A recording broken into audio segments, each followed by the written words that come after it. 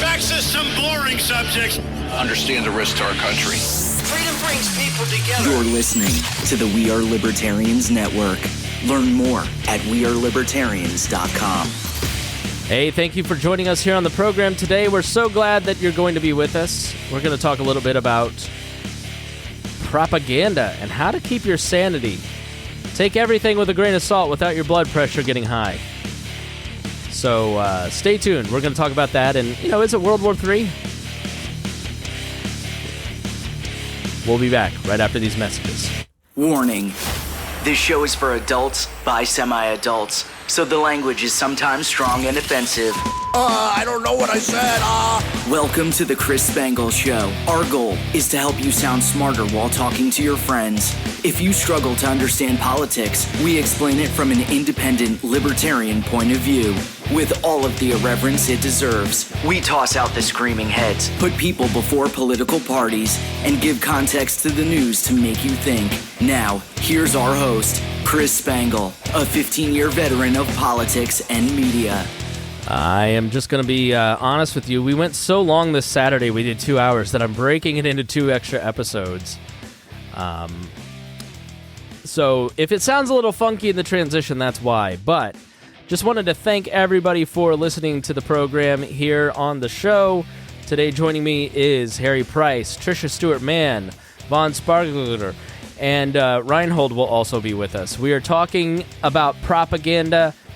We're going to talk about how you can just keep your sanity as there is a lead up to war. And then part 2 is basically, is it World War III? What should we do? What are we going to do?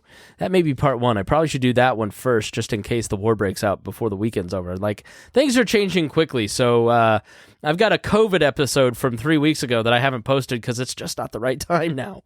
But before we start, I want to thank all of the members of Wall Plus. They're the reason the show and the network exist, and you can get all kinds of great benefits for subscribing. Things like a Wednesday show for patrons, ad-free, and I want to thank especially our $100 a month members, John Pusilo, Lars Nordskog, Jake Edel, Matthew Durbin, Reinhold, Christy Avery, and Jason Doolittle. So, thanks for being with us today. Let's get on with the show. Welcome back to the Chris Spangle Show. Thank you so much for being here. We appreciate you listening to those commercials. It does help us. We really do appreciate your support. We are facing our 10th anniversary. For 10 more years of the Chris Spangle Show and We Are Libertarians, join our Patreon at joinwallplus.com and choose the $10 level to celebrate 10 years. We really do appreciate it. It's a great way to give value back to the network. It supports people like Gingerarchy with Tricia Stewart-Mann and Low-Key Wall with Harry and Reinhold and Paradox and The Brian Nichols Show and Remzo Martinez and On the Run, not Off the Run. Sometimes, Remzo gets a little off the run. But Harry's Low-Key Wall discussion the night of the State of the Union was really fun, so make sure you go check out that podcast and listen to that. Now, is it World War III? I think we need to be very clear-eyed about who Putin is and what Putin wants and what he's willing to do. And a lot of times libertarians fall into the trap of blaming American foreign policy and never seem to get around to recognizing that this is a madman. And because they feel if they say that this is an evil madman who's bent on taking over countries and killing people, then somehow you are siding with American foreign policy, and I don't believe that. You have to be clear-eyed. You have to be a realist about foreign policy and where we're going. And by the same token, you have to be open and accept that America and NATO and the European Union have done things that have led us to this point. I'll put a couple videos in the show notes that you can go and check that out. I think it's Vaughn that kind of has like a little whoosh in the background. Yeah. So Vaughn, just unmute yourself when you're ready to talk. There's like a little fuzzy static. So this week they put sanctions on Russia. And we talked a little bit. I think we talked about it on the show. I talk a lot. I don't know what I said when, but to give you an update, we imposed sanctions on Russia this week and basically initiated economic warfare on the country of Russia. And I was watching the news this week about the sanctions, and what was Harry? Fuck off. You have to be watching the video on YouTube.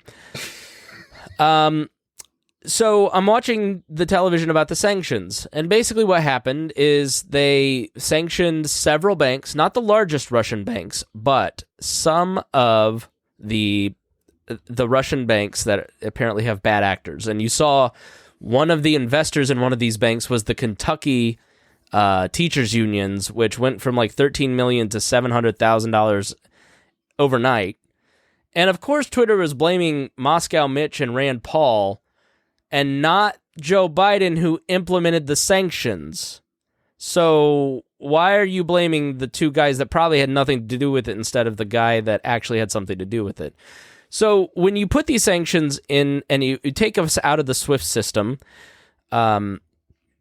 it has a lot of effects. And, I'm sitting here going, if the choice is economic sanctions and military action, I guess I'm going to go with sanctions. And I know sanctions don't really work, and we've sanctioned Iran, and they've been out of SWIFT since 2018, 2017, and they haven't really changed or done anything different. Same in North Korea, and Russia has been sanctioned because, by the way, you Putin apologist, he's invaded Georgia and Ukraine before, and has caused massive violence in Syria and Venezuela and all these other places. And he's a foreign interventionist, and yet you can't seem to dislike that foreign interventionist. And it hasn't stopped him or deterred him, but maybe these sanctions will work this time. If only we do it again, it'll work. So as long as we don't go to war with them.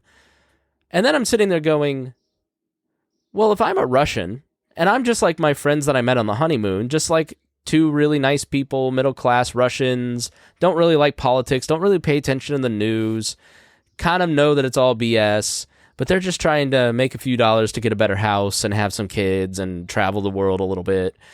And then all of a sudden they wake up one day and their credit card doesn't work and their job isn't paying them.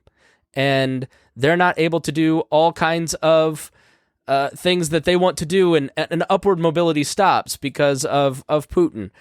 Would I not then turn on the television to figure out what's going on if I'm not a normally informed person? And then will I be told by Vladimir Putin that the West hates you? See, I've been telling you this. They're after us. Russians must fight. You have to join with the Kremlin because this is an act of war. And doesn't that drive Russians further into Putin's arms as opposed to causing regime change? Because if you don't think these sanctions weren't meant to cause regime change, you're crazy. The point was to so cripple the Russian economy, cause them to lose 30% of their savings overnight, that they all ended up... I'm getting like a weird thing, guys, so I'm going to just mute everybody and see if it's me. So if you didn't think that the point of the sanctions was to cause such devastating economic consequences within the border of Russia that the oligarchs and the people overthrew Putin, you're crazy. Well, that's a bold move. Maybe that works. Maybe that happens. The oligarchs, there was an oligarch killed in London this week who was starting to make noise that he was unhappy. They're starting to turn up dead. You start messing with people's money, they do get violent, right? Oh, when you start messing with people's money, they get violent. Maybe they don't act the way that you think that they ought to act. So it could just be another miscalculation from the West in their handling of Putin. But the problem is there's nothing that's going to stop Vladimir Putin. As long as Vladimir Putin is president of that country, he will keep invading countries. He will keep trying to fight the West because that is who he is. He is, you like, man, watching some of the pro-Putin friends that I have, some of the alt-right people that I kind of monitor, they really sound like cops. When my friend Amanda, in Amanda's story in the past, like, she's being abused by her husband and the cops show up and they go, well, maybe we could have caught him peeping in your windows if you had shaken your boobs at him. See ya. Bye. Have fun. There's like a real blame the victim mentality around Russia, Putin, and some of these folks. So what is... so you have to just accept that the sanctions are an escalation on the Russian side. And the no-fly zone is being discussed. This is this is an escalation. It's not a magical umbrella that will pop over Ukraine that Russian planes will bounce off of like Stephen King's The Dome. It is American military planes, European military planes circling the country and actively engaging with Russian fighter jets when they enter the territory. How is that not an escalation that puts us in direct combat with Russia? You are going to be hearing all kinds of information over the next 2 weeks, 3 weeks about the no-fly zone. And you're going to be told that it's a magic umbrella. It's war. Like, there's no way around it. So you can support it, but let's not lie about it. Let's be clear-eyed about what this is. So Vladimir Putin, right before we went on, the New York Times reported about Vladimir Putin and his response to the sanctions. And so I'm going to read that article to you before we go to the panel here. So this comes from the New York Times. Let's see here. All right. President Vladimir Putin of Russia on Saturday stepped up his... Oh, where'd my cursor go? Sorry. All right.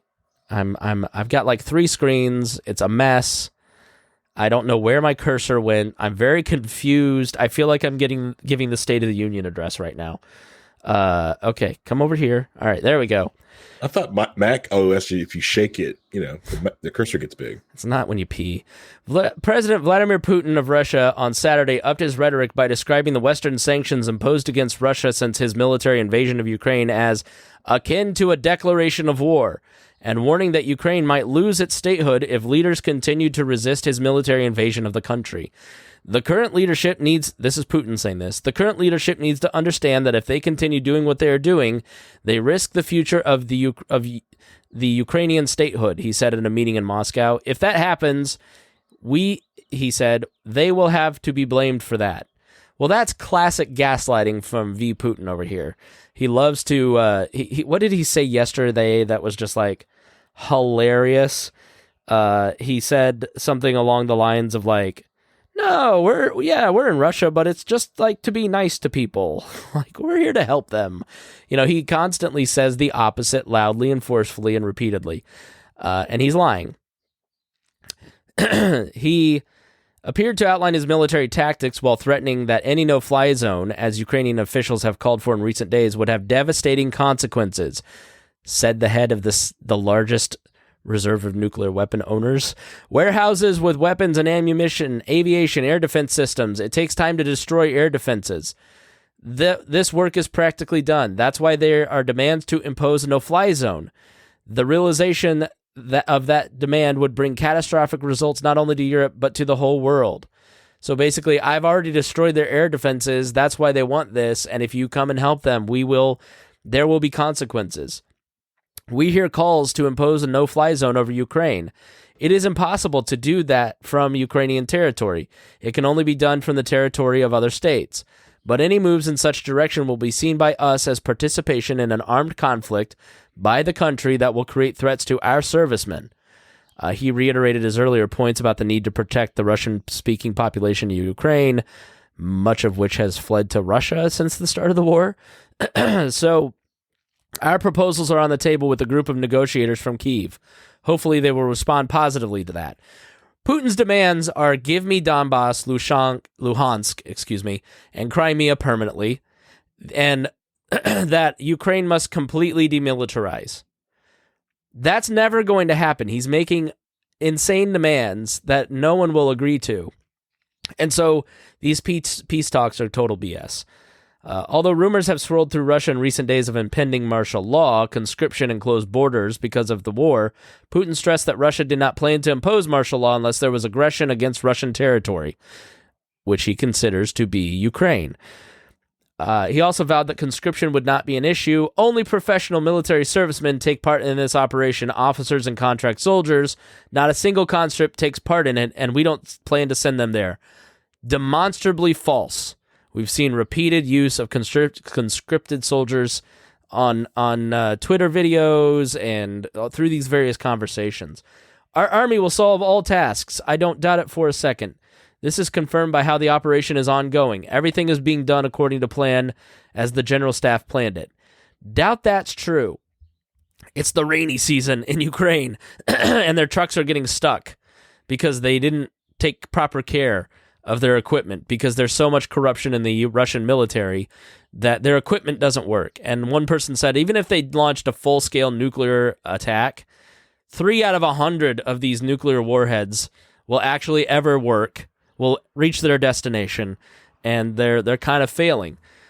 So now I let's start with Harry, due to seniority. The world's largest nuclear holder, this madman of aggression who's invaded multiple countries, is saying if you continue to help them, there will be consequences for us all. Should I be panicking, or will the Russian military fall apart and have to retreat? Like, what's going to happen? How worried should we be that World War III is happening?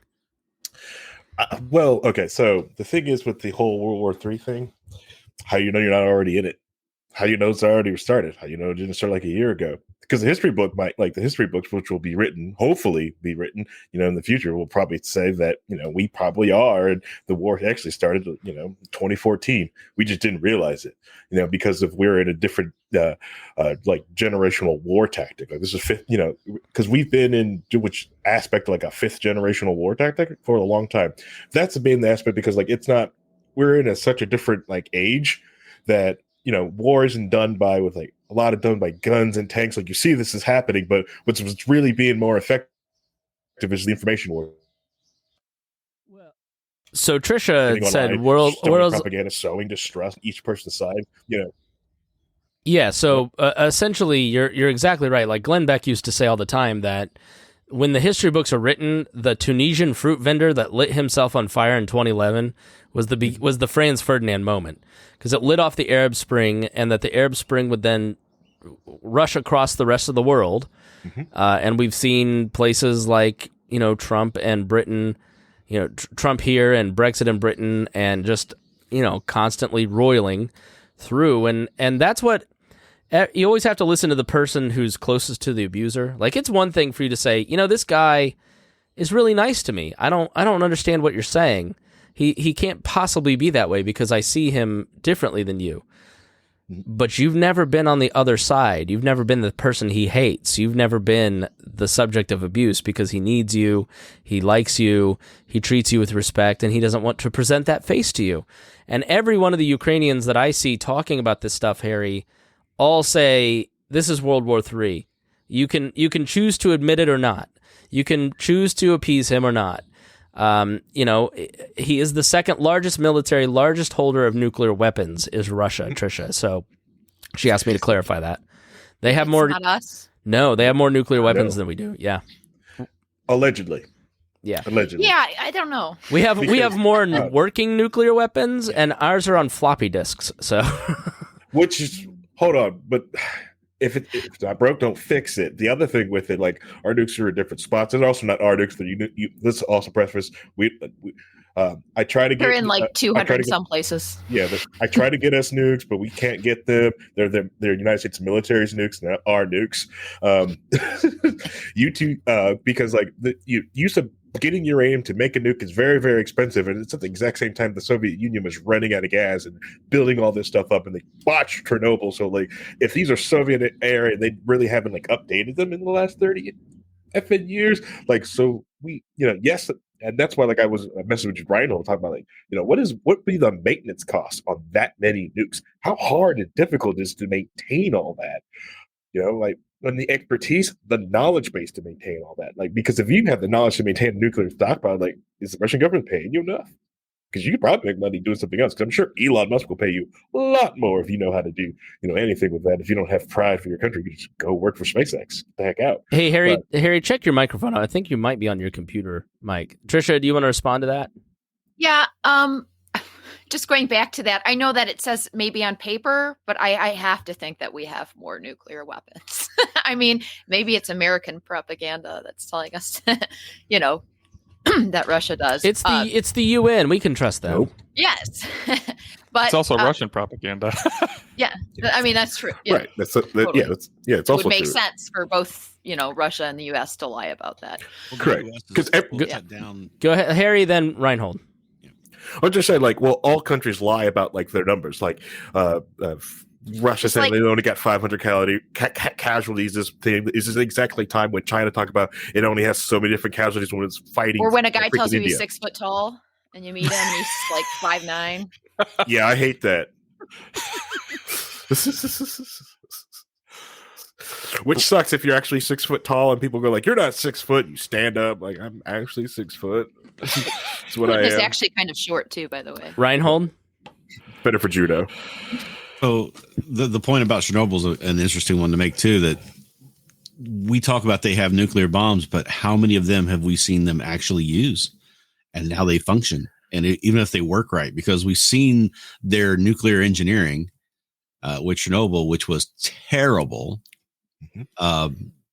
And it was so decrepit, and they also went through a series of bad procedures that they shouldn't have done, trying to get a test completed, which caused that whole thing to melt down anyway. But it's just bad design. So who's to say that all these weapons actually could even fire, even back in the day when they were made, let alone 30, 40, 50 years later. Mm-hmm. Yeah. Because we have confirmed tests that they have working ones and stuff like that when they do their tests. But even the United States military, when they launched the nukes on Nagasaki and Hiroshima, they still believed that thing was going to hit the ground and just be a big boom. That's it. It wasn't really going to work. They had no idea. And that was the only two they had too. I mean, they couldn't have thrown a third one because they didn't have one built. Right, because the idea you have to enrich this much uranium because you're not getting finding U-235 out in the wild is freaking rare as all heck, right? So you're getting crappy uranium, having to sit there and enrich it, and you're getting a little bit at a time, which that's expensive to even get the enrichment process to even get that freaking uranium to even make one of these things. And the idea, the absurdity that we've got thousands of nuclear weapons we have. Really? Come on. Yeah, I guess the thing, one of the lessons I took away from COVID is that I tend to think other people are rational like me, and people, when they're presented with facts, will make correct decisions, and that governments tend to be governed by the kind of the middle, not the extremes. So I can't rule out that Putin will do the exact, I thought he was just putting troops, 70% of his army on the border in order to pressure NATO to not admit Ukraine. I never expected that he would actually invade the whole country. I thought he would roll in and occupy, maybe he would occupy those two other areas. He would hold them and effectively take them over like he did Crimea, because the world didn't do anything last time. Why wouldn't they just let him take these other two areas? They're Russian speaking anyways. But instead he went harder than I thought. So I think people will make the mistake, and you will see a lot of analysts on cable news make the mistake that Putin's a nut job, that Putin's not sane, that Putin's losing it. Putin, I definitely think there's something going on there. I don't know what it is. He's definitely a COVID freak sitting far away and getting isolated. And maybe that's clouding his judgment. But, this is another thing against the people the West caused Putin to invade argument. The guy gave a speech 2 days before he did it for 55 minutes talking about how Ukraine belonged to him. He's not an irrational person. He told Bush years ago that Ukraine's not a real country, and that he's told every president from Bush on that he wants Ukraine, that it belongs to him. He has a plan. He's very consistent with this stuff. He's acting in a rational manner to him. So the use of nuclear weapons to me seems completely irrational. Nobody would ever use a nuclear weapon. So therefore, Vladimir Putin could never use a nuclear weapon. That would be crazy. The Russian military wouldn't let it happen, knowing the consequences. But I have to factor in the fact that Vladimir Putin's rationality is far different from mine. And going back to the abuser situation, I would say to Amanda, I don't get it. This is, I can't figure out this. And she's like, if you try to figure out crazy, you're going to go crazy. You just have to accept that this person's not operating on the same level of rationality, but is still intelligent and going to make moves against you that don't make sense to you. So I think we have to look at it through that lens. But I think, Vaughn, like the chances of nuclear weapons is not 0, but like 0.00005%. But I reserve the right to be wrong based on that information. But I don't think that people should be scared that this is going to turn into a nuclear war. Yeah, I mean, the whole thing about mutually assured destruction is it's not so mutual anymore. The U.S. has a lot of anti-nuclear missile technologies they've been developing for the past 30 or 40 years, number one. But number two, if the Russians aren't even able to maintain the tires on the vehicles they're invading Ukraine with right now, and that's why they can't go off-road, then what makes us think they're maintaining all those thousands of nukes? It's exactly Also, right. Right. Yeah. Go ahead, Makes Ryan. me think that those nukes weren't stolen during the fall of the Russian Empire back in the 90s. There was a lot of questions at the time about where those nukes were and who had them. Yeah. And we don't know who's got a lot of those. Well, Ukraine had some of them, and then they gave them to Russia because the U.S. promised to protect them Fools. if Russia tried to invade. Yeah, there was a whole treaty, and everybody's like, why don't we just sign a treaty with Russia? And I'm like, we did, and they completely ignored it. Russia just keeps So what breaking good is it every gonna do? treaty, yeah. And then they break every treaty, and they're like, Ukrainians broke Minsk. Like, no, you did. No, I didn't. You did. I'm rubber, you're glue. Trisha? That is actually a pretty decent, like, Russian accent, Chris. Yeah.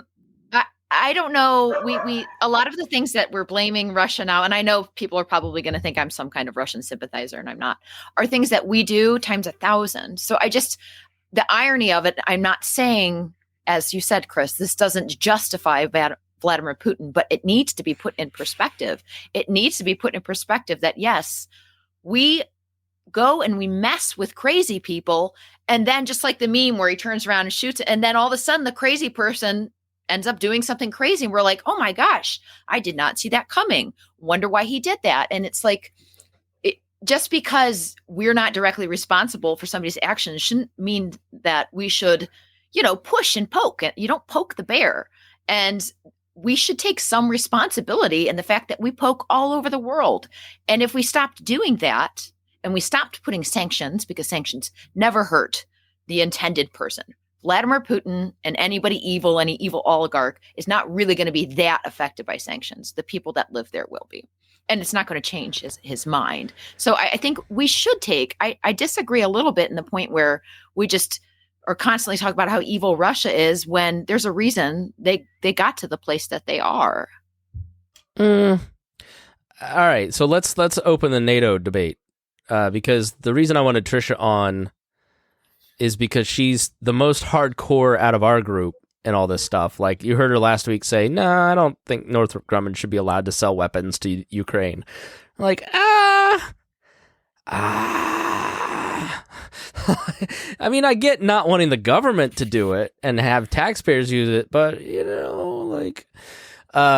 have a right to self-determination and defense, and like they're fighting for their sovereignty. They're fighting to not live under a regime that will, censor them and delete their lives and freeze their bank accounts if they disagree with the so if Putin invades a NATO country, Trisha, we have a treaty with NATO, and this is a defense pact because countries like Estonia and Poland and some of these other countries, they don't have a military that's big enough to fight Russian aggression. The plain fact is that Russia, we can talk about American foreign policy. I don't know that I agree that we are 10 times worse in aggression. But like, if Russia were to invade Estonia, the point of NATO is that, and there's a fighting chance that the overwhelming force of the United States and the European countries is a deterrent in the way that nuclear weapons are a deterrent to keep Putin from invading those countries. And if NATO didn't exist, he'd invade them. I have no doubt about it. It's why he invaded Ukraine and Georgia. They're not in NATO. They're not part of the European Union. And so, but he's not going into Poland. He's not going into, the Baltic states or some of the Balkan states that have NATO alliances. So what is the problem with having an alliance with these countries that is a deterrent for them? So I don't think in essence, like having an alliance like that and, making it so you're avoiding war is a bad thing. The problem is how they use it. So just like the United States selling weapons, do I trust the United States selling people weapons? No, it's a horrible idea because it never, whatever they say their intentions aren't their intentions. And as far as NATO goes, we dangled it over Ukraine's head. Ukraine literally thought we're quoted, oh yes, we're going to join NATO, when the Civil War started there. I believe this is 2014. But so I just think even one thing I did like that Donald Trump said, which maybe he shouldn't have said out loud, but there's a lot of things he said out loud he shouldn't have said. Always had a tenuous grasp of facts. Yes. And so he's like Alex Jones. Like if you go and look at where he got that piece of information, maybe it might be right. Like Trump said a lot of things that were true, but he said it very poorly. So when he said he might not even, go to war if somebody did invade a NATO country. Now he probably shouldn't have said that out loud, but honestly, it's the right thinking. NATO needs to die in our lifetime, I think. But doesn't that invite more countries to be invaded and more kids to be killed and more nuclear power plants to be bombed and orphanages to be blown up? No, because that happens on our watch times quite a bit more. It would just be a different person doing it instead of the United States. So, anybody else want to jump in? Go ahead, Vaughn. I was going to say, I think Krish has got one point that we do need to pay attention to is that the U.S. is involved in a lot of stuff we shouldn't be involved in as well. And if you look at the propaganda that Putin is using, the word choices he's using, the way he's talking about the invasion of Ukraine, he's using a lot of the same words and talking about it in the same way that we often, as the U.S., and I don't know why I'm saying we, but how the U.S. often talks about their invasions or they're helping various groups in different areas. Because Putin, on Russian TV, it is illegal right now to refer to this as a war. It's not a war. It's a military action. He is intervening to save the Ukrainians from the Nazis, according to his propaganda, which sounds a lot like the reasons that the U.S. said they were going to go into various places like Afghanistan or Iraq. And so even though, yes, Putin is evil, Putin is doing very bad things, but because the U.S. has done similar things in the past, it gives him cover and it makes it easier for him to justify it. That video that I told you about that Lou Rockwell's website posted was literally just a greatest hits of American atrocities. And where do you get the moral authority to tell us that we can't do the same thing? The logic is ridiculous because if you're you're this YouTuber saying all these bad things that the Americans did to all these other countries are very bad, so that justifies us doing the exact same things. Like, it's very stupid logic. It's not coming from a place of principle where peace is the greatest principle. It's you did bad things, so I can do bad things. We get to hurt people and break things too because you do it, and it doesn't matter how of a greater magnitude we do it towards civilians because you killed 15 people in a wedding in Yemen. We get to kill 5,000 people in a day in Ukraine. Like it's the logic doesn't make sense when you see these people, but that's the importance of reining in American foreign policy so that you no longer lose your moral authority, Harry. You aren't the country that created Gitmo. You aren't the country. How do you, and this is what John Mearsheimer, a video that I'll put in the thing, said. He's like, how do you, after the Bush Doctrine, claim moral authority? Like how, and we see it now, like how does Canada and Australia get to lecture Putin and the world about freedom? Like how, I don't think a lot of Western citizens take their government seriously when they're talking about their commitment to freedom and protecting life, when our governments engage in a lot of the same behaviors, be it at a smaller magnitude or a greater magnitude. It doesn't really matter. You've opened yourself up to that criticism, Harry. Right. Yeah. We just like a lot of the police departments in the United States have lost a lot of the moral high grounds and have to fight really hard to get some of that back. The United States has to do the exact same thing.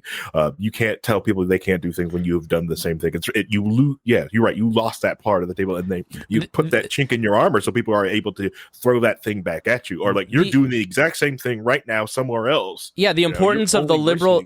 So just to break it down, because the poles are basically authoritarian capitalism in China and Russia and other smaller states, and Western liberal states, Western democratic liberalism, capitalism, and liberalism at its core demands that you respect rights. And so the thinking of the Bush Doctrine was, if we go to these countries in the Middle East and give them democratic liberal capitalism, then they won't fight with each other as much. They won't fight with us as much, because the theory is that liberal states don't engage in conflict with each other as nearly as often as like authoritarian states do. So the flaw in that is that how do you go and try to introduce a theory of government based around human rights and respecting the individual while doing things in those countries, Reinhold, that then diminish your authority as saying that you're a respecter of human rights? So it makes us look hypocritical, but the way to deal with that is not to ignore the plight of others when they're in trouble and need help. It's to, next time we get into this situation, we stop doing it. We check ourselves. We learn from that. But just like if you had a neighbor who was getting harassed by someone down the street or someone across the in another neighborhood or something like that, getting harassed and try to, get them to give them their property. And they finally just say, heck with it. We're going to move into this property. We're going to take it over. We're going to put you in someplace and lock you up to the neighbor. Would you not defend that neighbor from that action? Right. Mm-hmm. Whether or not you've had any moral high ground to do that or not, you still want to help your neighbor. And that's really what NATO is supposed to be. Now, the problem with NATO is that it turned out to be a way for the United States to exert influence over Europe by being the provider of their defense. Instead of requiring everybody in NATO to defend each other, it turned into a United States defending everybody. Yep. And that's why our military spending is so high, which really makes our United States arms manufacturers really happy. But it does put us in that power situation that we have a little bit of addiction to. We want that power. We want to be the ones calling the shots. And at some point you have to say Europe has to kind of take care of itself. We need to help them. But right now the solution isn't United States going in and doing a no-fly zone. It might be Eastern Europe getting together, or NATO, EU countries getting together and doing that. What do you do to stop the aggression of Russia into this point? Whether, all the other session kind of goes out of the window at that point. You have to find a solution, and then we need to learn from this one. So we need to take a really hard look at this once it's over, which I don't think it's going to turn into World War III. I think it's going to be a resolution. I think people are going to come together and push back the aggression, but we need to learn from that. But we can't be the ones doing that all the time either. Vaughn, then Harry, then Trisha. Okay. I mean, I think, honestly, if Putin could make this World War III, he would. I mean, he's aggressive. He wants to take all of Eastern Europe. He wants to remake the Russian Empire from before the Soviet Union. But the reason I don't think it's going to get to that level, at least kinetically, is because he just doesn't have the manpower, and he doesn't have the equipment, and he doesn't have the finances. Also doesn't have the world support either, because even his allies are turning on him right now. Yeah, I mean, Lukashenko in Belarus came out and said that he was not going to send his soldiers in. Like, the sanctions effectively scared Belarus out of being his only ally in this. Yeah. I mean, China's basically doing the whole, you went to a party with a group of friends, and then one of your friends starts a fight, and you're like, I don't know him. Harry, go ahead. Yeah, if Russia really because China's being very careful on how they support Russia, and because they allow on Weibo and stuff like that, Chinese people are talking about how they like Putin and stuff like that. They got that military support, but just like China, Russia has the same problem of the shrinking population issue. So if you lose active male soldiers, there's not thousands more that you can replace them for. And just like China, they're getting to the point where they don't have many men or soldiers that actually have actual combat experience. So they're losing a lot of that. So their actual combat troops are getting spread out. And if you lose too many in this little skirmish, World War III is kind of hard to do when you've got you just don't have many people who have actual combat experience who have been in the two-way rifle range. But the other thing with the no-fly zone makes no sense. It'd be different because it's just about Russia. The no-fly zone would kind of make sense if Ukraine also had had jets, and they're out there shooting each other, and they were crashing, bombing into cities, killing people. Okay, you guys' jets are hurting innocent civilians that are around this thing. How about you put the jets down? Okay, that would kind of make sense. But it's just no. It's the other thing.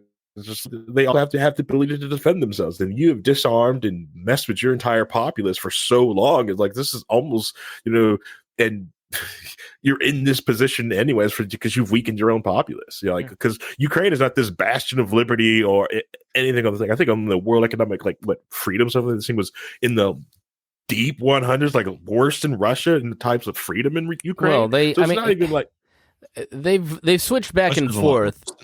Yeah, the guy that Zelensky took over for was a Putin puppet, but didn't you say, Reinhold, at one point that they had libertarianism in one of the parties? What was that about? Zelensky announced that he was going to form, when he got elected, that his party was going to form as a libertarian party. Really? And that lasted about 6 months. Right, of course. Because there was concern that a lot of people in the outside the cities would even know what libertarianism is. So I thought you were going to say he turned into an anarchist. It became more of a combination of center socialist ideology, but it's still a little hint of libertarianism in there. They want to have that in there, but it's not prevalent state now. Sure. And there's some political changeover that's kind of changed that now. But there was a period of time, about 6 months, where they were touting that they were going to be a libertarian party. So. Oh, yeah. Trisha?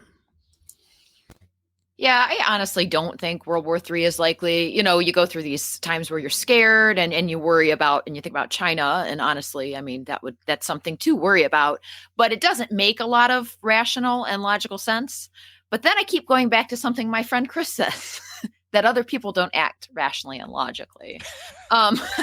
So I suppose it's a possibility. But right now, I don't think it's looking like that. So I think a lot of this doesn't make a lot of sense to me on the part of Russia, which either means they just got in too deep and had too much hubris, or that they know something we don't. I don't know which one is more likely. It's the hubris. It's the hubris, because we do the same thing. We think that we have the ability to manipulate a disease in a lab and that it won't escape. We believe that we have, as human beings, the ability to fight that virus when it then escapes. We have the ability to start a war on drugs and end drug use. The ironclad principle of government is that, yes, everybody cares and wants to do something. We need to do more. And then when they do it, collective action fails because central planning fails, because it centralizes decision-making under a group of experts who aren't able to see all the different things that are needed. It's the pricing system. It's the market system that negotiates all of these different signals from around the world, and peace acts much the same way. And the more you try to centralize decision-making around Joe Biden, Macron, the German government, what you guys need to know about the German government is how deeply embedded Putin and his decisions were in this. The Gerhard Schröder, I don't know if I said that correctly, he was the German chancellor before Angela Merkel. That guy's on the board of a Russian oil company now. And Angela Merkel is the one that blocked all kinds of different sanctions. Germany is incredibly up to their eyeballs in need of Russian oil and natural gas to survive, because Gerhard Schroeder and Angela Merkel continually killed nuclear power. Like, the French use nuclear power, and they're not as dependent on the Russians. And so, is Schroeder just like a puppet of Putin, who's in charge of a Western liberal democracy that's keeping spending for NATO artificially low? Well, I got this article that I want to kind of expand on, but it was basically talking about how this is their 9/11 in Europe.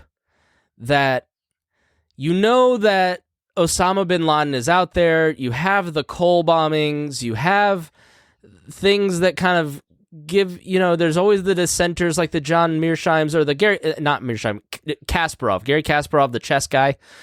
His book "Winter is Coming" is really interesting from the Putin is evil, you need to stop him perspective.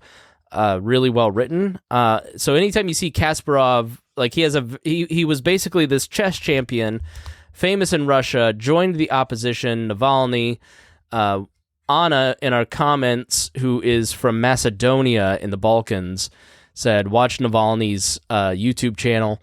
He joined the opposition. He's a guy who has met Putin, fought against Putin, been very, clear-eyed on who this guy is and what he's doing. And I would say that, like, liberal-leaning journalists and Western journalists fleeing Russia in the last 3 days is not a sign that the protests are going to work.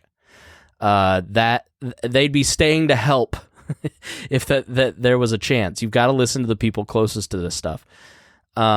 But Kasparov has basically been saying hard power is all that Putin understands. Hard power is force, it's violence, it's war.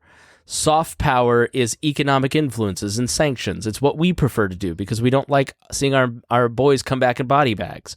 Putin doesn't care about that. Vladimir Putin does not care how he looks to the West. He's like Donald Trump in the press. The worse you hate me, the better I look to the people that love me. And that is who Vladimir Putin is in NATO. Vladimir Putin is watching the United Nations pass a resolution condemning him with an overwhelming percentage while he is beating his dick. It makes him hard. He loves it. He does not care about the UN poo-pooing him and wagging their finger at him. He understands hard power. And because of that, the West miscalculated who this guy is, tried to bring him into the fold. This is Kasparov's argument, and I think it's a fairly good one. We have thought that we could bring in Vladimir Putin and the Chinese and give them all kinds of, get them hooked on, the World Trade Organization and capitalism. And if we enrich these countries, then they'll want to endear themselves to liberal capitalism. And it was a mistake because Xi and Putin understand hard power. They are the same thinking as the little dictator in North Korea, Kim Jong-un. Like, he only understands hard power. And you basically fed the beast. Now the beast is big, and the beast is biting you. It's like Siegfried and Roy Vaughn. That's the lesson. You feed the tiger, you pet the tiger, it loves me, and then it bites your face off one day. And that's kind of how Vladimir Putin is. We need to understand that this guy just understands hard power, and we have to. I'm all in favor of us, canceling him, right? Like, in some ways, like, private corporations saying we're no longer going to do business with Russia is a good thing. You're muted. Go ahead, Vaughn. All right, I'm unmuted. Sorry. My dog just started barking too, so okay. I was having problems. But the one hesitancy I have about private corporations going after Russia is, as long as they're going after Putin and his stooges, I'm okay with that. But I'm really starting to get squeamish about how I'm seeing people ban things just because they're Russian. Right, the freedom fries effect. Yeah, like some college in, I believe it was Italy, canceled a class on Dostoevsky, which has absolutely nothing to do with the war. And it reminds me of what the U.S. did to the Japanese in World War II, and I don't like that direction. because I've known a lot of Russian people and they are wonderful people. And why are we punishing them for something some crazy guy does in a country that they used to live in or their grandparents used to live in? That doesn't make any sense. And all that's doing is helping feed the propaganda machine of Putin. It's giving him more ammunition because now he can show Westerners saying, oh, we're going to ban this and we're going to ban this. We hate Russia, blah, blah, blah, blah. And that just helps him. We need to stop giving him the propaganda. Let me go ahead, Harry, and then I'm going to pivot to something else. I was just going to say, like, Vaughn hates American tradition. It's our tradition to do this, okay? I told you he's the pastor of disaster. We are going to get to round up white people and put them in camps. It's good. And how dare you stop this, okay? I would say that, being clear-eyed about Putin and that he's not going to stop, and we've got to deal with him in some way. Do you and I personally have to deal with him? Does America have to deal with him? Does Europe have to deal with him? Who has to do what about a situation where you have a madman dictator who's hell-bent on taking over other countries? And this is going to be the question of we need to do more over the next few weeks if he is actually going to just start massively bombing cities, and he's just kind of preparing for the second wave of this. What do we do? What does the world do? Who needs to do what? How do we handle it? Let's start with Trisha, the hardcore over here, and get her opinion first. We as the United States or us as private citizens? Let's go with both. Okay. So the United States needs to not do anything for once in its life. But there's children being killed. Well, I mean, I'm not a fan of like using taxpayer funds to send aid, but humanitarian aid, I wouldn't say is the worst thing that a country could do. Private citizens, I know that there's some gun drives for Ukrainians, which I think is kind of cool. The government could stay out of the way of that. That would be something it could do or not do. But we need to not do anything and then step back. And 10 years from now, we're going to look back and think that was the best thing we ever did. It's just really hard to not do something. But what happens if he goes and kills Moldovans next? Okay. I hope he doesn't. But once we insert ourselves into that situation, it's going to make it worse. Just because I don't like that whole idea of something evil is happening somewhere, so it's my fault if I don't do something.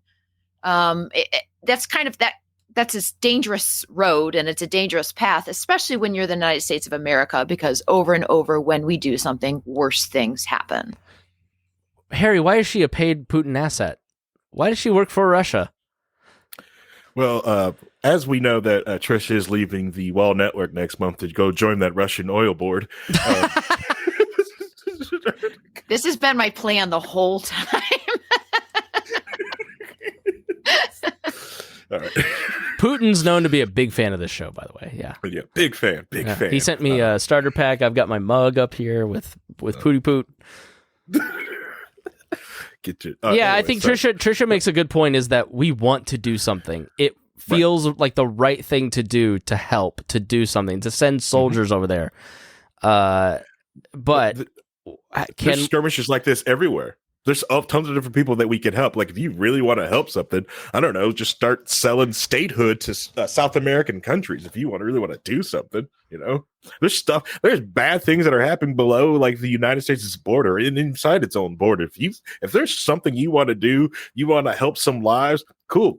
Start decriminalizing things, remove some laws off the books. You can save a lot of people's lives, here in our own borders. Now that may say like, oh, you're just an isolationist and xenophobe. Like, no, like there's armed conflict happening over there. In your mouth. There's armed conflict happening with that tongue. There's also like coming in Africa. There's stuff happening there. There's stuff in like the Southeast Asian countries. If you really want to do something, you can help police African water from China from overfishing inside of there. And the Belt and Road Initiative is incorrectly destroys other nations around Africa in the Middle East. Yeah, where does it stop? And Vaughn, I think the reason that we care about it is because Zelensky's on TV and like, to be honest, it's a Western Christian nation with white faces. The Ukrainians have a lot of contacts here. We know,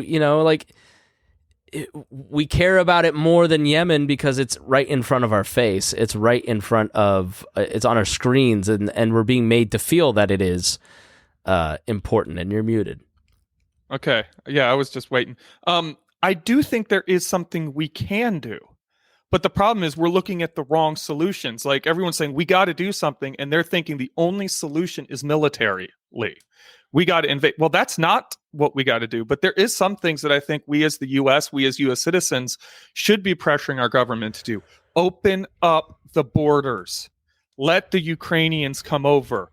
Let them move here. Let them either just stay here until the fighting's over or even move here permanently. Let them contribute to our economy.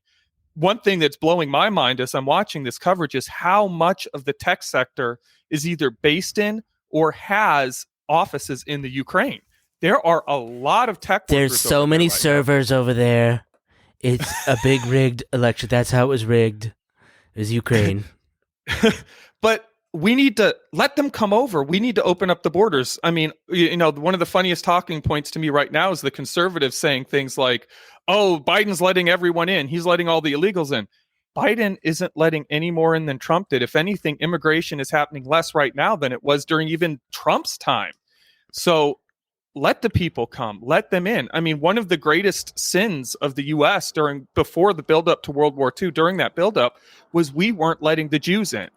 We were closing our borders to them, and now we're doing the same thing with the Ukrainians. And you have something personal attachment with that. So at the end of last week's show, I told you about the 5 Ukrainian orphans that my family hosted, my in-laws last summer and Christmas.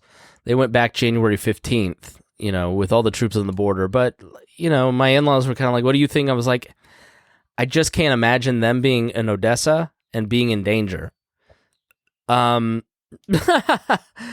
me. So it's been a mad scramble for 2 weeks, a week, to figure out how to get them to safety, right? Like there's realistically not a ton we can do. But here's kind of where it stands. The kids left 2 days ago they left Odessa. About 90 orphans left their orphanage to leave and to go to Lviv first and to go to Poland next. We just finally heard from them for the first time in a long while. They're in Poland. They have a bed. They're in a shelter of some kind. They're safe. That was the first concern. The second concern is how do we get them here? If they claim refugee status in Poland, that will never happen because of the laws of Poland, because they're wards of the state of Ukraine. And so the minister of social something or other of Ukraine has legal guardianship over them, and if they just sign them over as refugees to Poland, they'll be ingested into the Polish orphanage system. And Poland will only allow you to adopt blood relatives. Well, we're not blood, but we have a vested interest in bringing them here to America for the duration of the war until it's safe to go back. Hopefully there's something to go back to. I am pessimistic about that being the case. But it's been a race against the clock because, Lushenko's on TV 4 days ago showing the push towards Odessa. It's the major port city. They need to take the part of why he wanted to take Crimea 8 years ago is because of ports. So he has launched an offensive from the south and spread it towards Odessa because he wants to take the 2 ports that are in Odessa. And there's probably before the weekend's up or early next week, there'll be massive shelling in Odessa. So it was important to get them out and trying to get them to safety. The orphanage, fortunately they're not in the Northeast. We've got some contacts in Ukraine. We've got some contacts here. Families that wanted to adopt kids from northeastern Ukraine can't get in touch with them anymore. Don't know what happens. Probably safe, but no communications exist in some of those northeastern parts, and they've just kind of you can't leave. You're stuck. So once the offensive on Odessa takes place, they wouldn't be going anywhere. So they're in Poland. Well, I I want to thank Senator Todd Young's office for being incredibly helpful and responsive. I've been trying to reach several congressmen's office, Congressman Trey Hollingsworth's office. We contacted them, and nothing came out of that. They said go to a website and fill this out. We can set up a meeting for visa renewals in September. To which my mother-in-law was like, they'll be dead by then. What are you talking about? Like, well, this is just how it is. So go to HTTP, click. Like, you're no help. So now we're talking to immigration lawyers. Our goal is to bring them here. I will be coming to the audience asking them to help us fundraise, because it's not just these orphans for our family. There's about 300 orphans that we have in this network of people that want to come here. And to like bring the humanity to it, when the oldest was told kind of what was going on, he was like, can I bring my best friend? Imagine being him, and like you're going to a place that's safe, where you have opportunity and comfort and a family, but you're leaving your best friend behind. It's very sad. And talking to a missionary in Lviv, he's like, we're safe for now, but you have to understand there's 300,000 people that have come into the city. The numbers you're seeing are the people who have crossed borders into Romania, Moldova, Poland, Russia. These numbers don't reflect the amount of people that are in country still moving in a country of 41 million people. So the refugee crisis is insane. But I've been really impressed with the Polish and the way that they've dealt with these refugees. And I was completely unaware of what has been going on the Belarusian and Polish border, basically a war between the two countries. Because what happened with Belarus is Lushenko basically rigged an election to be put in power. It was a Western-leaning country. Lukashenko took over, and now he's in charge, very Russian-aligned. And in order to piss off all right, you guys still there? Just blink. Yeah. All right. Yeah, we're here. So in order to tick off the EU, he's basically used refugees as a weapon, literally. And he has been giving travel visas to people in Kurdistan and Iraq and Syria since he took over on travel visas. Travel agents from Belarus are in these areas going, come travel to Belarus. See it. It's beautiful this time of year. And then they are using the military to funnel them to the Polish border. And then, using the military to force them to cross the border with guns, standing across them. And there's massive battles taking place between the Polish border guard and these Iraqi Kurds trying to get into the country. And then they try to turn back and go back into Belarus, and they've got guns pointed at them on that side too. And they're all Muslims, and they're Kurds, and they're Middle Easterners, right? They're not white Christian Ukrainians. So there is a video called How Russia's Ukraine Invasion Began with Belarus that I'll put in. That is, frankly, it's just very shocking to see what the Polish government and what the Belarusian government are doing. And it really displays that double standard in a significant way. And for the YouTube viewers, I'll kind of flash it up here. It's by Vice. But it's sort of scary to watch the beginning of, the video here, because Lukashenko is basically talking about how if war breaks out, it's going to be a nuclear war. And having the hindsight of this to kind of go back and look at it and watch these two argue is pretty shocking. But, it's tear gas, it's people being pushed up against fences and guns being pointed. It's a real humanitarian crisis, and this is of our making.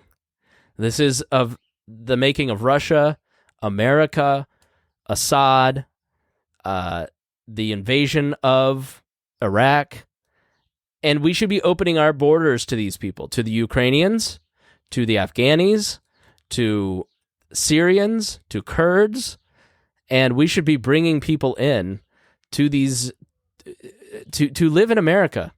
And so you don't get the right to invade other countries, create refugees, and then say you're not welcome here. That's insane. It's immoral, and so I don't just want. So basically, the senator's office said their visas may stand unless Biden acts, because even if he put a bill on the floor, they probably could not. And South America, good point. Our drug wars have caused all those refugees to come here. So even if a bill is put on the floor, Democrats and Republicans may not agree that letting Ukrainian orphans in is a good idea. So Joe Biden has to act and allow asylum in the way that he did for Afghans for R5 to come in. And so pressure needs to be put on Joe Biden to make that happen, to allow refugees in. It has to be done by executive order. It can't be done by legislative decree anymore. So while we're at it, let's let these folks in too. So I applaud the Polish, but I guess on the video you guys can't hear me at all. So anyways, so I guess Correct. all you Video guys was could very hear the loud. video. Okay. So sorry to you two, but you heard great content from me if you're on the podcast. So anyways, Vaughn's right. Let them all in. Open the borders. Let refugees in, especially the orphans, please. Yeah, I wasn't definitely wasn't trying to say we should only let Ukrainians in. We should be letting all the refugees in. Yeah, I didn't think you were. I just think that was a great opportunity to kind of show people what's going on here. It was. Yeah. And it's going to benefit us economically. I'm blanking on the name, but the guy, I just forgot his name. He made a great little graphic novel about that, about how immigration is a net benefit to the U.S. He Ben Garrison. His name is Ben Garrison. No, it was not Ben Garrison. I cannot think of the guy's name. It's going to drive me nuts. Wonderful, wonderful graphic novel he just put out about Odie that. wrote a great article back when the Wall Reader was about that, how it's actually, and just went step by step, like how monetarily it benefits the United States. Mm-hmm. Yeah, this is a pretty big name libertarian guy. I just can't think of his name. I'm blanking. I'll remember it after the show's over. Harry? Well, personally, we should only get the Ukrainians that are over 6 foot tall, can hit a jump shot, or help out USA's volleyball team. That's only ones we should get. I don't know. We don't need them here. I think we should build a wall, keep them out. Well, this feels good. I know, right? You know what? Doesn't it feel great to hate foreigners again instead of each other? We have a total shortage of volleyball players. I mean, there's plenty of people to work fast food. Exactly. We have that. We need, tall volleyball players. We need people who, if you can't hit a jump shot and you're tall, man, get on that volleyball court. Okay. All right. That's what we need. Okay. All right. I don't need these short Ukrainians here that can't do anything for us, unless they play baseball. We need baseball players right now. Our baseball league is going down. If they can play baseball and get out there, what? I'm not the only one that's we're going to miss opening day because some millionaires can't agree to hit with billionaires. Oh, sorry, billionaires, right? Billionaires and millionaires fighting over more money. Mm-hmm. I don't know. All right, final thoughts on, is this World War III? Yes or no, Harry? I don't know. It could be World War III. It could also be Civil War at the exact same time and exact same spot you're with, because of the way new wars are having to start. The cyber warfare and the simple aspect of the propaganda fifth generational war. Please, we no longer call it cyber warfare here. We call it cybering. I'm not calling it that. I'm not calling it that. You're not calling. I barely want to call it cyber warfare. Do people cyber? Do people cyber anymore? That's such a late '90s term. They kind of do. There's tons of different things for it. Like you can get on Meta. They even make some toys for that to help relive the experience. There's a lot of VR stuff, so you actually can touch stuff in VR. See, there wouldn't be war if we were all in the metaverse. That's all I'm saying. Leave reality. We would just have meta-based war. One of the key topics we're going to talk about that actually on a low-key wall episode coming up about like when war is turned into a game. What happens? What happens to what happens when war is a game? But I don't know. I doubt that we won't. I think people will just use World War III because it's a good buzz title. It gets people to read things, gets people to watch things. It's great for SEO. So when you see Spangle use it, it's great for SEO. Sorry, it's good clicky. But HarryCybering.com is available. I'm not buying that. I do own cyberloafing.ninja that I do own. Cybering Lofa. Yeah, but I think it'll be later called World War III or just a war or something like that. It'll be called that for buzzy things later on. But I think how can I put this? It's going to be interesting to even watch it break down. I think it can escalate to type of World War III or something like that type of level if you don't give Putin an exit strategy, an exit ramp. Where does he get off? And when he does stop this, what does he get any of this back? And if people's like, no, he can't get any of this back. You kind of have to. It's going to keep marching forward. I'm sorry, like it's not appeasement. It's just if you stop here, we'll put everything back. Just stop. He's got to have a way to retreat. If you don't give him retreat, you put him on death ground. And once he's on death ground, they're going to fight till they die. Yeah. Vaughn, World War III or nah? I mean, as Harry made the point earlier in the podcast, it depends on how you define war. I mean, there are many ways in which we have been involved in a war with Russia for many years. There was the Cold War before the 90s, and now we have all of this, the cyber warfare going on. There's a lot of stuff going on. There's propaganda. There's hacking. I mean, you could even argue some people have that a lot of the what's that word? Where they encrypt your stuff and then they won't let you have it back unless you pay them money. A lot of that's coming out of Russia. Yeah, that's it. Thank you, Harry. I forgot the word. We could even argue that's a part of Russian warfare. I don't think we're going to see a kinetic world war like we had in World War II. Not because if he could, Putin wouldn't do it, but rather because I just don't think he has the ability. Today, Russia is not Germany from before World War II. They don't have the capability, I don't believe, to create that war machine like Germany was able to. And that's probably the only thing that's saving us from a kinetic World War III situation. Joe here. Joe was one of my best friends in high school. Still a great friend. Joined the military. I know for a fact, he says it's called sexting now. I know for a fact Joe did some aggressive cybering back in his day. Trisha, World War III or no? I'm going to lean towards no. Everybody pretty much laid out some good reasons. I know we all kind of think, oh, but what if, China gets involved? And that's not even that likely. But, I could be wrong. What I do worry about is if there's, people send boots in the ground, especially the United States, but even some of the European countries that will, they're going to try to put in a new, overthrow an election or put in a new leader. And then I think something like that might actually lead to a larger scale like World War. So, overthrowing governments and putting in, new regimes is always a bad idea. So yes, please just let Putin go home and be crazy there. Now, for my perspective, will there be a world war? This is the Citadel today with soldiers in a line that spells out UKR. So yeah, hell yeah, there's going to be... No, I don't know. I don't think that there's going to be a world war. I don't think it will be like World War II. I just...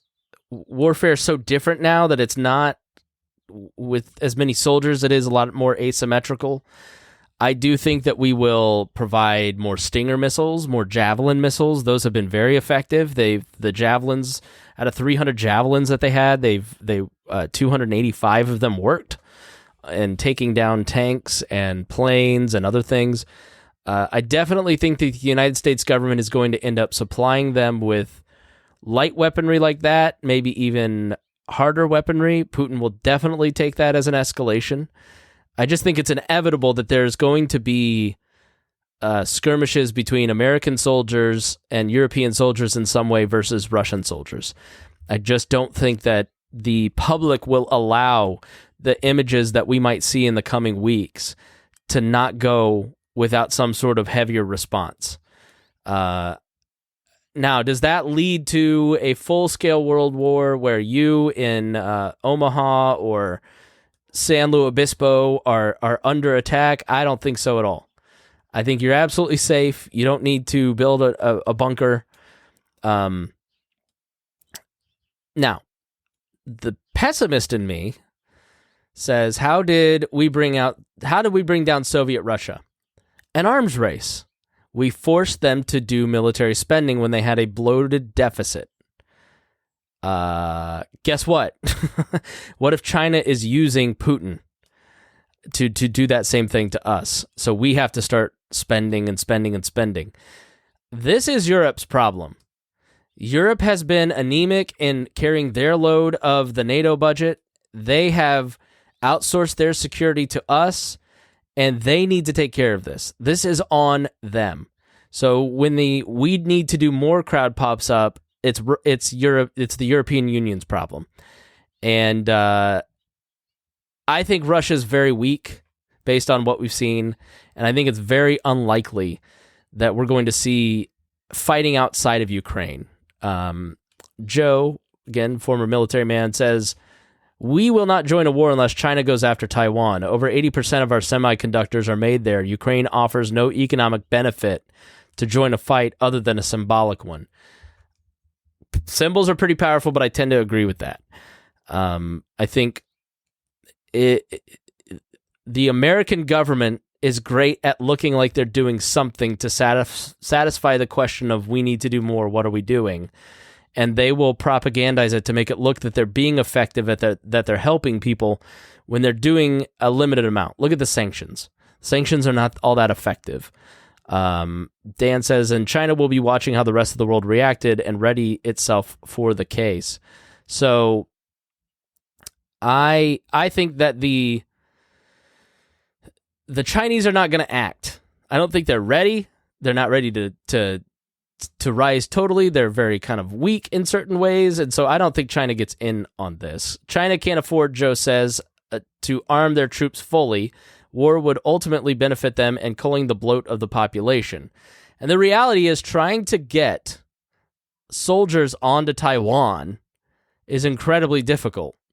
So you see how hard it is for Putin in 2 weeks to get soldiers into Ukraine. They would have to put them on boats and hope that the Americans and the Japanese and the South Koreans don't bomb those boats. Go ahead, Harry. The other thing is Taiwan ain't Ukraine, because China is asshole. China has been fucking with everyone around them, and they're fucking with people who actually have military standing. India, reason why like India had kind of sustained and messing with Russia, because India buys a lot of weaponry from Russia because China fucks with India. If China does something like that and the world people go like doing that, India will invade China as well. And Japan said once China moves on Taiwan, they move on Beijing. It's just Taiwan ain't Ukraine. The people actually care. Like there's people actually. I don't want to say it. There's different nation states who have so much at stake at losing Taiwan or just giving China openness to like the open sea and the open ocean. Yeah, Jacob says China isn't playing the military game right now. So I agree. I think a lot of that is overbloated nonsense to try and prepare the people of America for action if we wanted to do something about it. Right, and China has lost tons of money with this whole property value scheme that they have going on in their country right now, and they have also lost a lot of face internally because one of the things that the Communist Party, the CCP, kept talking about is that they do not meddle in other people's affairs, and they cannot be seen internally meddling with the affair of Russia going over Ukraine or something happening out there. And they lost a lot of different face because they actually have their Chinese embassy said like, hey, if you're Chinese inside of Ukraine, you put up your Chinese flags, the Russian army army will leave you alone. Not the Skeks. They were telling them to take their Chinese flags down and try to, not appear to be, like from the Chinese government. If I keep letting him go, he's going to keep going, guys. He's That all sounds a lot like World War III, what Harry just said. Yeah. Listen, I think it's unlikely, but I was super, super sad the other day, and Reagan's like, "What's wrong?" I'm like, "I shouldn't know history. I should never have. I wish I had been born a dumb person. I wish I hadn't read, the lead up or listened to. I wish I had not majored in World War II documentaries with a minor in Dan Carlin's World War I history podcast, because you see these bureaucrats and diplomats and military men sleepwalking their way right into a major conflict. And all it really does take is for there to be an international incident and one side or the other to blow it out of proportion. I think that the chance is there. It's a low chance that it turns into a long-term, full-scale global conflict where you have evenly matched militaries. But I do think that there's going to be a war in Ukraine for possibly years between Russia and guerrillas basically in Ukraine being armed, just like Syria. I mean, we've seen it too many times in Syria and other places to not understand what's happening here. Like, the American military will be sending, trainers, 10,000 trainers, before they'll be sending observers, all that kind of stuff. I do think that there's a chance that Article 5 of NATO is invoked at some point within the next few months if Russia doesn't completely collapse as a military in the next few weeks. There's no diplomatic solution here. It's about Russia deciding they're not going to do this anymore. I just don't. I think you have lived with Donald Trump long enough to understand the psychology of Vladimir Putin. Donald Trump will never admit that he lost the election. It doesn't matter how many Republican paid for surveys and audits that they do. Nothing will change his mind that he won that he lost that election. Like, there is no amount of information, and there are people who are zombie-like who will never be convinced that he lost that election. And so Putin is exactly the same. He wants Ukraine by any means necessary, and it's going to be a real problem. So you just have to decide how much you want your tax dollars being invested, how much of your moral capital you want invested, and just keep your head on a swivel and make sure that you're not being tricked into supporting something that ultimately hurts people. But it's a very tough problem, guys. It's watching horrible images and knowing you can send Javelin missiles to help, right? But does that then lead to something else? Because, then we need to send planes to do the no-fly zone. And then, this isn't working, so we need to send boots on the ground. This isn't working, so we need to do X, Y, and Z. We need to bomb Russian territory. So, where's your line? Where's your red line for supporting and intervening in this Ukrainian conflict? So you're going to be pushed to choose a side very heavily, and you just have to draw your line in the sand. Yeah, and infrastructure for fuel, for planes. Buy flour. There is a real tightening. I think this is 70% of the world's wheat that comes out of Ukraine and Russia. And so buy some flour and freeze it for a day. Take it out. It'll last you for months. Start prepping, Trisha. Trisha has like 300 gallons of gas, and she lives in an apartment.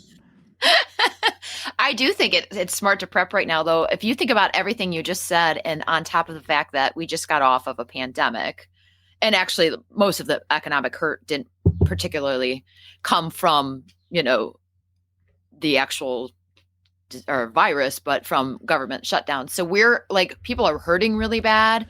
Then, the cost of fuel is going to go even higher. Then you're talking about flour.